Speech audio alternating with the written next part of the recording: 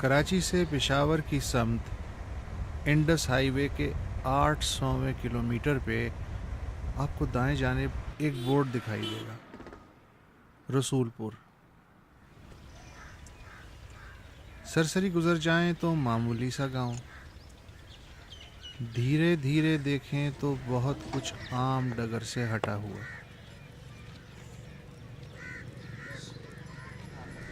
کوئی گلی ٹیڑھی میڑھی نہیں،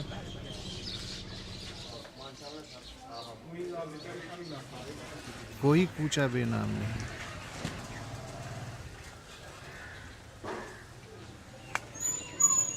کہیں تو گندگی پھیلی ملے، مگر بھینسوں کے باڑوں میں بھی نہیں۔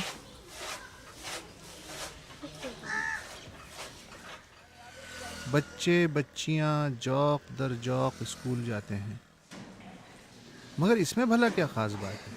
سبھی جگہ بچے اسکول جاتے ہیں، کہیں کم کہیں زیادہ۔ لیکن رسول پور یوں الگ ہے کہ یہاں والے اقوام متحدہ کی یہ تعریف نہیں مانتے کہ خواندہ انسان وہ ہے جو صرف حروف تہجی لکھ اور پڑھ کے دستخط کر سکتا ہو۔ عالمی معیار جو بھی ہو، ہمارے نزدیک یہ معیار ہے کہ کم از کم میٹرک ہونا ضروری ہے۔ اور اگر میٹرک نہیں ہے تو اس کی زندگی عذاب میں؟ ہاں بالکل یقین 100%۔ اس کو یہاں پڑھا لکھا نہیں کہتے لوگ، وہ میٹرک کے نیچے مڈل بھی ہو تو یقین کریں کہ یہاں مڈل کو پڑھا لکھا لوگ نہیں کہتے ہم۔ باقی یہ تعلیم کے بارے میں یہ کوئی تصور نہیں ہے کوئی بچہ اسکول نہیں جائے گا، یہ بالکل کوئی کسی خاندان کسی فرد کسی باپ کسی ماں کے ذہن میں نہیں ہے، بچہ آٹومیٹک چلا جاتا ہے اسکول۔ اس گاؤں کی آبادی ان 2000 بلوچ احمدانیوں پہ مشتمل ہے جن کے بزرگوں نے پچھلے 200 برس سیلاب کے ہاتھوں 5 بار ہجرت کی اور پھر 80 برس پہلے اس جگہ آباد ہوئے۔ ہمارا ایک بزرگ گیا تھا دہلی امین آباد، وہاں اس نے اسلامی تعلیم حاصل کی۔ کب کی بات ہے یہ 1821 کی بات ہے۔ ہم سب کاشتکار تھے، جٹ تھے۔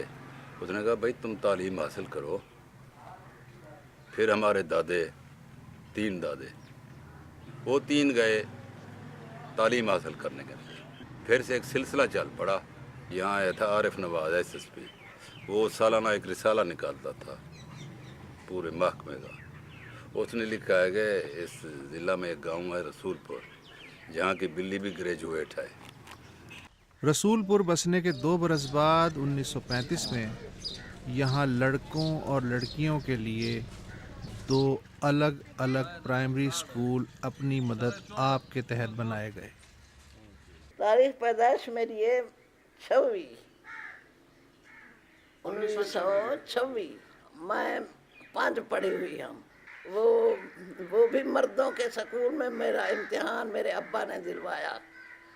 لڑکیوں کی طرف کوئی بھی توجہ نہیں دیتا تھا، وہ بیچاریاں ایسے بس رول پھیر کے آ جاتی تھی سکول سے۔ پھر جب میں نے پڑھانا شروع کیا تو پھر بہت خوش ہو گئے۔ پڑھائی بھی اردو میں، ہر چیز اردو میں، انگریزی مجھے نہیں آتی تھی، نہ میں نے کوشش کی سیکھنے کی نہ کچھ۔ پھر یوں ہوا کہ رسول پور میں طالبات کی تعداد طلباء سے زیادہ ہوتی گئی اور اس رجحان نے یہاں کی سماجی سوچ کو نیا رخ دیا۔ جو فیصلہ مطلب ہوتا تھا اکیلا آدمی کرتا تھا، اب ایسے نہیں ہے۔ گھروں میں عورتوں سے فیصلے بھی پوچھے جاتے ہیں، ان کو ان میں شامل کیا جاتا ہے۔ جو بھی فیصلے کیے جاتے ہیں وہ بھی ہمارے ساتھ شامل ہوتی ہیں۔ اور اس کے علاوہ جو ہمارے عورتیں تھیں وہ صرف ٹیچر کی جاب کرتی تھیں، اب ہماری جو لڑکیاں ہیں وہ MBBS ڈاکٹر ہیں، انجینئر بھی ہیں، وہ بھی باہر جا کر جاب کر رہی ہیں۔ تو یہ بہت بڑی تبدیلی ہے۔ اس سب کے باوجود رسول پور والوں کے کچھ اپنے ہی سماجی ضابطے ہیں۔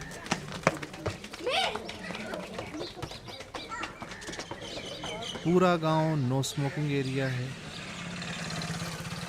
چائے تک کا کھوکا نہیں، کوئی غیر آدمی یہاں زمین بھی نہیں خرید سکتا۔ اگر وہ زیادہ ریٹ بھی لگائے گا تب بھی نہیں ملے گی اسے۔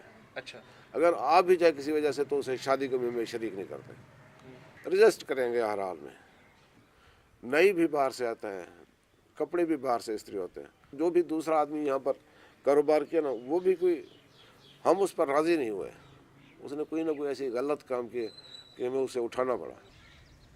14 बरस कबल जब मैं पहली दफ़ा रसूलपुर गया तो किसी के पास असलहा नहीं था। अब लोग हथियार रखते तो हैं मगर बिला वजह लहराते नहीं हैं। कितने साल से 1933 से हमारा गांव आबाद है, अब तक हमारे किसी भी गांव के लड़के पर, मर्द पर, औरत पर कोई FIR नहीं है।